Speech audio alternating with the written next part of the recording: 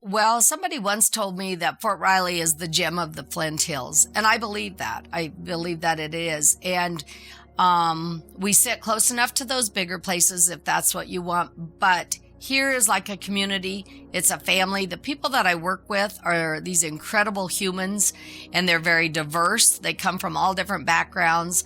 Some are military, so they come into our life and then they leave our life. Some are spouses. They come into our life and leave our life. And it's like a revolving door. And if you don't like change, you shouldn't work in a military treatment facility, because there's always changes going on and changes in everything.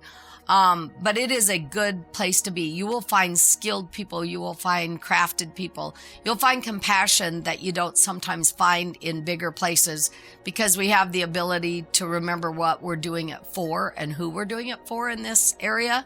And that brings you back to earth sometimes, knowing that that's your purpose. That's what you're anointed for. So yes, sometimes, and in my younger career, the big excitement of the big traumas and the big, any adrenaline rushing things, is very appealing. But this, like I said before, I came home and I'd seen lots of things, but there is a purpose here that's different, and it's like no other. And you can't compare it to big trauma centers, things like that, because that's just a different dynamic. That's just a different dynamic. And God bless all of those people for do what they do, because we can't do that here at Fort Riley. So we rely on the community to take care of those soldiers for us. And that's just a different calling. It's just a different calling.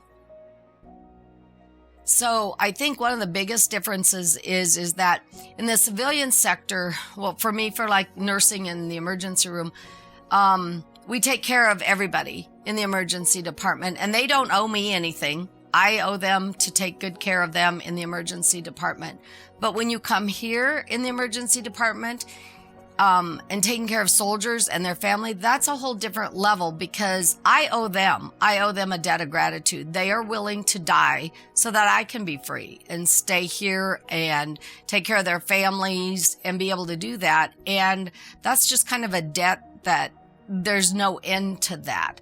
So I feel like that's an extra layer of nursing that I owe them that you don't have in the civilian sector, because the civilian sector doesn't necessarily bring anything to me patient-wise, but the military sector does. That I owe them something, and I owe them levels of an extra icing layer of taking care of them and their families because of what they would do and what they sacrifice for me and this country. A lot of the people that we take care of, their families are scattered everywhere. They don't have the resources at their hands to have help when a baby's sick, or are they doing the right thing, or when their spouse is deployed, or sometimes it's just reassurance and teaching them about taking care of themselves, taking care of their babies, being able to do all of that. And sometimes they come literally, you just make them feel better that they're doing the right things for their families, that they're okay and that they're safe and that they have a place to come to, even though sometimes to us it's not an emergency. But what we see as emergencies and what they see as an emergency sometimes are so different. And a lot of times at the end of the day, if all you've done is make sure that a family feels safe, that they've got some education, and that you've made them realize that they're doing the best that they can at the time, then you've done your job. We've had a good job. There's a good day that day. Because sometimes it isn't about saving lives here. We absolutely do, but we're not a big trauma center. And we don't see strokes and heart attacks every day. We see stuff that some people might feel mundane, but we have the blessing and the privilege to be able to take care of these people and leave them better than when they came in through our doors, with sometimes just the kindness. The age-old nursing, treat them like that you would want to be treated, or your family to be treated. And sometimes that's just how we have to look at it. I had a mom come back and say, "You took care of my baby when we had to fly to another hospital. And we were so scared, and you held our hand, and when we got to ride on the helicopter, you walked us out there and said it was going to be okay." And after that day, I went back and said, see, there's a reason. I happened to be at the right place at the right time for that. And I just remember thinking, all my negative thoughts and that kind of went away.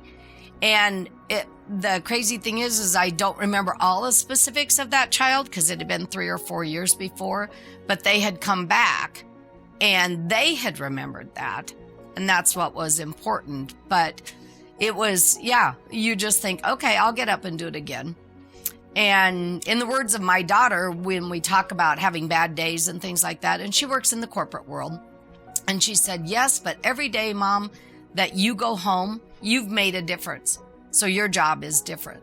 And I remind myself of that every day, that we do make a difference. And as a working manager, some days I make a difference to my staff.